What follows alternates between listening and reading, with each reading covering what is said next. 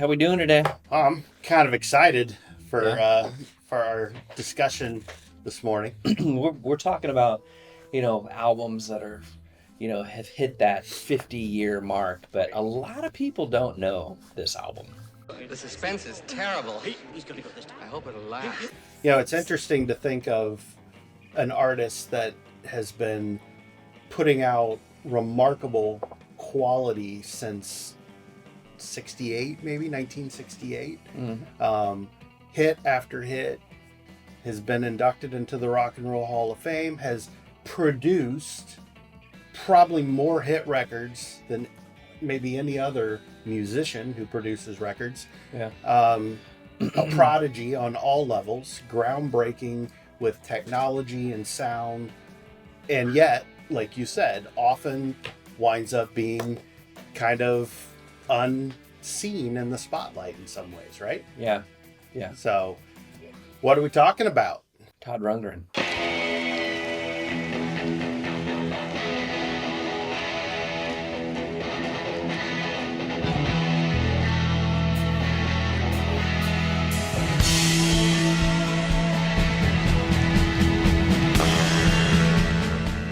Todd Rundgren, a wizard, a true star. So listening to this, the vinyl on it, if I have, even through college, okay, and I would play this and people are like, what are you listening to? I'm like, just sit down and just ride this for a little bit, But there's a lot of things to this. And I the one thing that I could say about this album is a masterpiece, but it is pure chaos. I can see that. Yeah. I mean, pure chaos. You get into a groove, and then all of a sudden he just left turn, boom, left turn. Who was writing music like this? Yeah. I mean, he put every single aspect from, like I said, chaos to sweet melodies to jazz to rock to.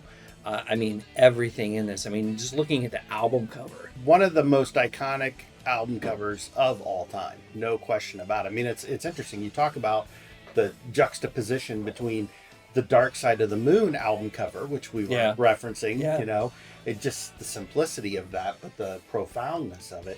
And then this.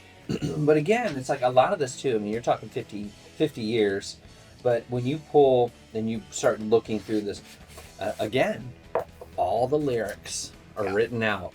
Yeah. Right? On the sleeve. Yeah. And they're not just printed.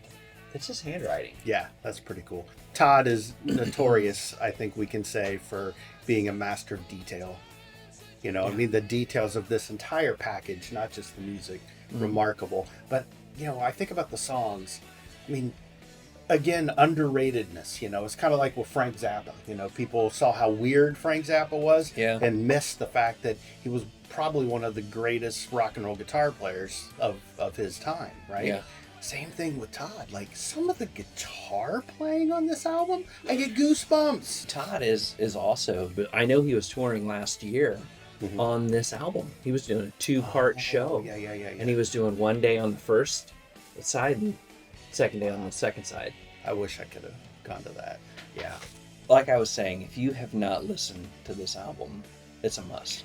So, looking at these albums from 1973, well, guess what else came out in 1973? So not only did Todd write and produce this masterpiece, he also produced Grand Funk Railroad.